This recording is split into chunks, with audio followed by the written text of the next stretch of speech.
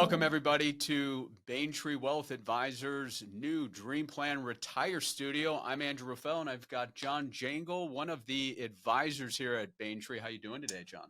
Doing well. It's Friday. Friday it is. So, listeners, one of the hot topics, and there was a recent article out, and I think a lot of you may be feeling this. I know we're both feeling it, is that an article in CNBC that said 30% of Americans say tipping culture is out of control. So, John, I think that's a definitely a hot button right now, especially since COVID. The adage of should I tip, should I not tip, and how much? Right. So let's talk through on that because I think a lot of people are wondering out there what is right, what is wrong. So let's walk through first. Where's tipping even come from? Right. And it is a uniquely American phenomenon, if you will, in the retail and especially the food service space. Started back in the 19th century just to show some added appreciation for good service or good quality. And it's kind of taken on a life of its own. So you can say really from the early days of this country, it's been embedded into the economy, specifically around food service. Yeah, it's always been around, as long as I can remember, restaurants. You go in, you get good service, you tip 15 to 20%.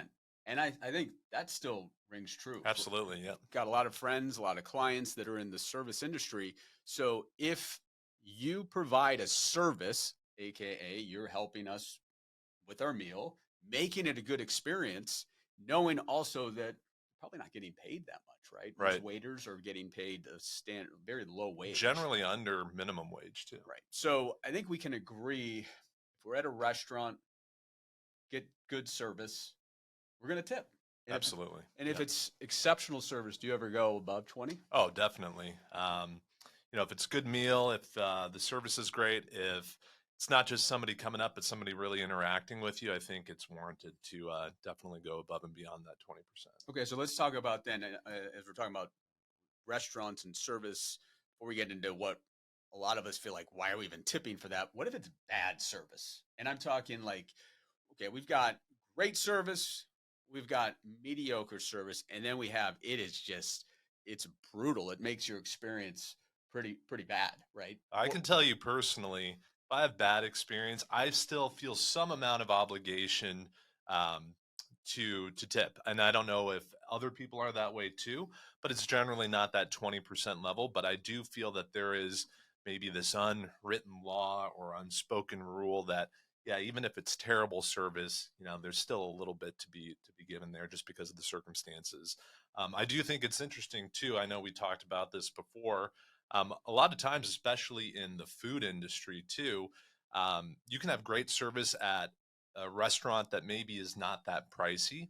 And you kind of tip in relation or ratio to how expensive that meal is, but you can go to a very expensive restaurant and maybe get an equivalent level of service, and your tip is automatically inflated just because of that increased cost of that food, which we've seen in inflation. Now everything has gone up, which is directly related to those tips increasing too, if you're just using those hard percentages too. So it's gotten very difficult as everybody's felt their wallet shrink a little bit in the last couple of years. And I think you hit it on the head too. If you're at a nice restaurant and you get a really good bottle of wine, right? So now we've got restaurant, we've got the meal, and now you're a wine connoisseur.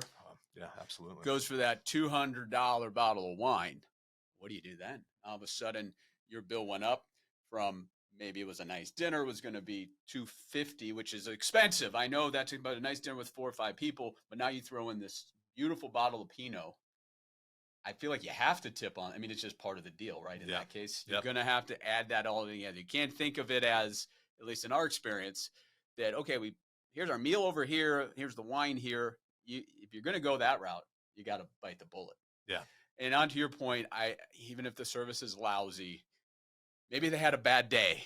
Maybe they're just, they may not be the best waitress, but ultimately you got to take care of them. And sometimes too, in the service industry, those tips don't just all go to the person that is serving you.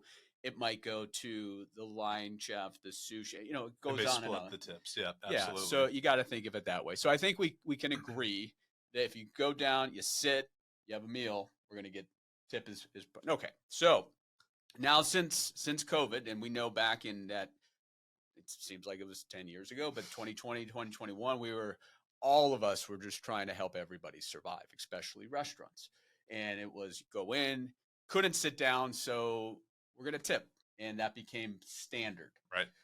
Also, what's become standard with the new technology is the flip, right? That little touch screen. Woo, that little touch screen. And so this is the dilemma I think a lot of us face is now you go into a place like there's a restaurant here called LGO, right? And they do a great job.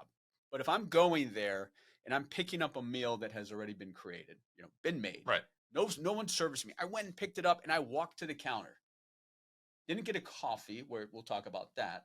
And then they flip it around and you see, and this is the other thing about this technology, it doesn't start at 10%. It's like 18, 20, and then sometimes it's like, 30. Well, and I've noticed too that these companies that create this platform for tipping or for paying as well, they'll set up that those different tip levels the way we read. So from, if you're going from left to right, they'll put that larger tip on the left. So your initial instinct is I'm going to hit that first one. And sometimes you don't even think about it. Yep, and it's all they build it just like with these apps that it's all built on technology to make you choose whichever the right one, or you feel kind of this. They look at you and you almost feel like you're guilted into it. Right. And so I get it. Ultimately, and this is just in my opinion. When you're looking at, okay, well, I went to this restaurant. I'm picking up the food, so somebody had to create it. And we know the wages. Maybe we don't know where they're Right. being paid. So I think in that case, 10%. Does that feel right to you? I know that this is all. It's not black and white. It is gray. Yeah, it's a personal call too, and I think there is a distinction there because we're talking about initially here. You're going to a nice restaurant. There is a certain level of service expected now at a kiosk or a place that you're walking up and just grabbing that food. Yes, there was work put into preparing and putting that food out, but you're not really getting any additional service, which I think has maybe skewed the traditional sense of tipping a little bit. However, still, with those traditional sit down restaurants, a lot of the employee's wage is dependent on that tip. So it might broaden the conversation to an overall financial conversation. And should these service employees be getting paid more as a salary? Would you feel more comfortable if maybe your food price was a little bit more, but you didn't have to tip as much or the expectation wasn't there? And some people may say, hey, I'd rather have control over the variability of that food price if it's cooked into the cost, no pun intended. This guy's a jokester. He's good. He's fast. Yeah, thinking on the fly here. Or would I rather have just the overall cost of that experience increase to cover the wages for those individuals that are working there? Well, I think with inflation, I think most people are thinking it's already baked into my my price. That you can't get a pizza and a salad now. You can't get out of a place for $40. Right. Yeah. So again, I don't think we solved the problem on that. I think it's one where every situation is going to be a little unique, but just knowing that normally their wages are low and their overall income is going to be tied to tipping. Right. So restaurant, and we're starting to see too, and the article indicated that because of this fatigue, some restaurants are actually doing what you said. They're taking away that, or at least for that kiosk, and they may be increasing the wages, which we wouldn't know, but increasing the wages more in line with what they do in Europe. Yeah. Which, tipping in Europe and in other cultures is not as common, nor is it expected. Maybe only if it's truly an exceptional experience and service. That's when you might add 10, maybe 15%, but it's certainly not expected. So it is kind of a uniquely American way of doing business, especially in those service industries. I do think being a capitalistic society too, a lot is driven by the consumer. So if businesses start seeing this fatigue and it directly results in any pushback or maybe ill will towards that industry, that could change. That's always usually a good driver for change. So I think depending on how people feel about that, I think everybody does feel some amount of pressure surrounding tipping, and it can get to a point where you're very irritated and you maybe say, I'm not going to go to that place anymore. And that directly impacts in a negative sense that business. They'll make changes to correct that, but really hard for there to be this concerted effort to say, hey, we're going to completely change this industry. And the blueprint we've been using for all these years is very embedded in our culture. One area that we've seen that's becoming more of a norm, and this adds to, well, what do I do? A service call. Okay, so let's say the dishwasher breaks down and we've got the service. We don't know if they own the company or not, but they're coming out, they're performing work, right? Or a plumber coming out, performing their job. They're going to come out, they're going to usually charge you at least a fee just to be out there. Right. And then whatever the work is, you're going to say yes or no. And you're going to pay the $180 for them to come out and fix the dishwasher. But now I put that and I pay it. And now what if, and it's not all the time, but now are they expecting a service fee? It's hard to say. I haven't personally seen anything yet. Have you've seen that out there so far, that there's an additional fee that the representative or the customer service rep is looking for? I think it's kind of becoming one where, is it an expectation? Sure. The thing, and that's where people just don't know what to do in that regard. And I think it comes back to, did they go in a situation like that? Did they go above and beyond? And we have technicians that come out and go above and beyond. They do things that run out to Home Depot and they won't, hey, we'll come back in a week. Hey, I'm going to run out. I'm going to grab that part. I'm going to come back. And so ultimately, if they go above and beyond, I think that could warrant it, right? Sure. Should it be standard practice? I don't think so. No. And it becomes one, it just it causes some anguish in people.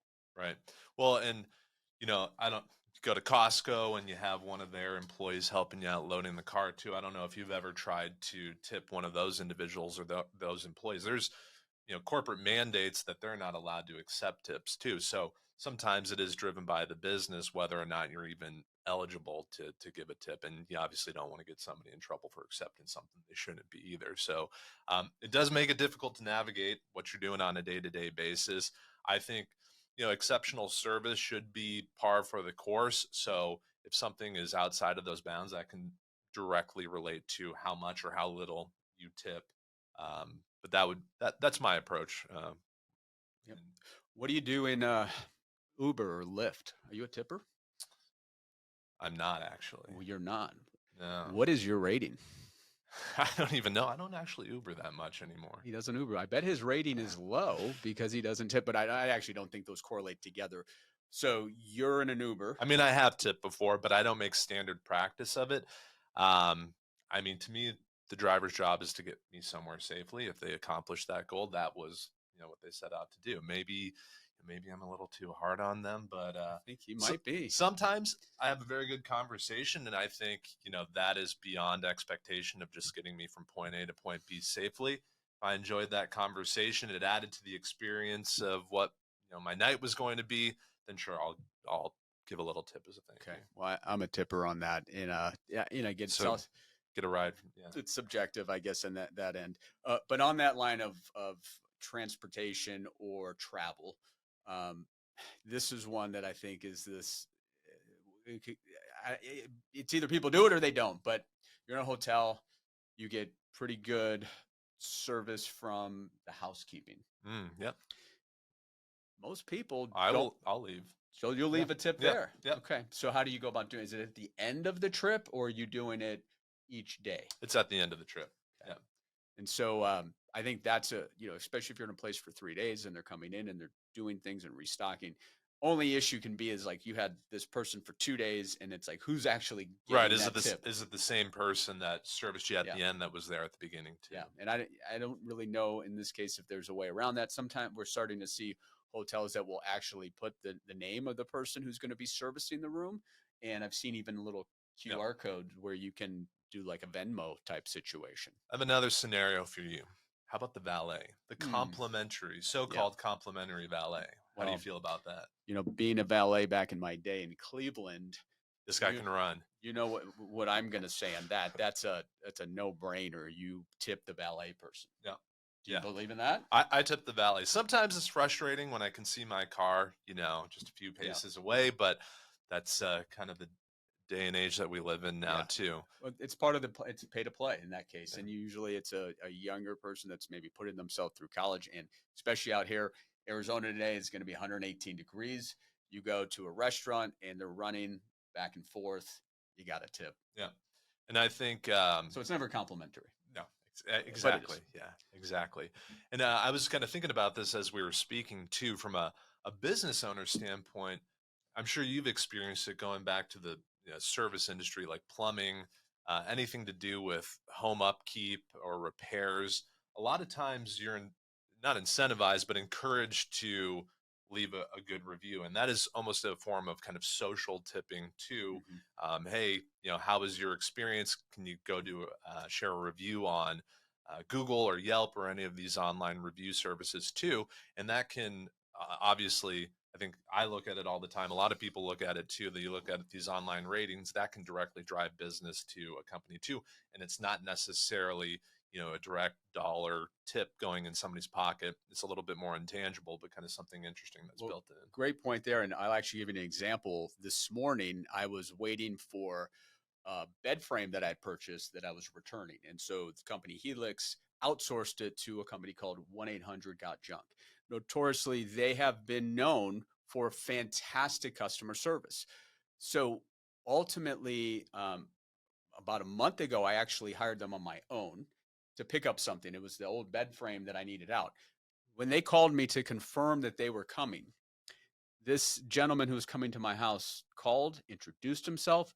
He actually said to me, "Hey, Andrew, can I bring you anything? Any coffee or donuts?" Wow. I was floored. I was like, wow. Of course, I said no, though I wanted it. He comes over and the two of them it was one of the best customer service experiences that I've had. So number one, he got a tip. Number two, they did ask about the Google review, and I did go about doing that, right? Because he performed the service they were supposed to, but it went above and beyond. I mean, have you ever had somebody say, "Hey, can I bring a coffee, a bourbon, what have you?" I would take the bourbon, that's for I sure. would have Yeah. taken the bourbon. So, but then today they came by and it was a very easy pickup. And number one, they didn't call beforehand.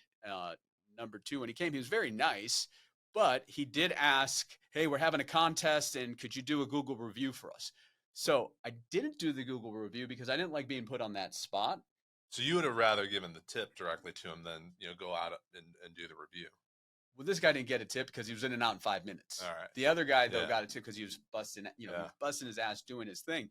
But still, the that company has built itself on that. So I think the Google reviews, you shouldn't be pushed into it and feeling like you have to. Yeah.